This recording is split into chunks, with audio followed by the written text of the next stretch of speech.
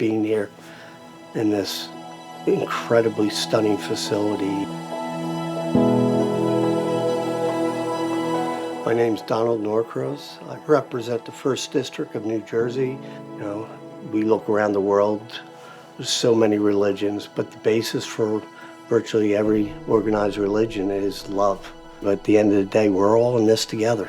Just being with His Holiness is that we're in this together, and the love that I feel here is something that has not happened to me very often in my life. I look what I see here and the experience I just went through with His Holiness, and quite frankly, that feeling hasn't been around all that often, but I felt it here. And I don't say that in a quip or an easy way. It was something special.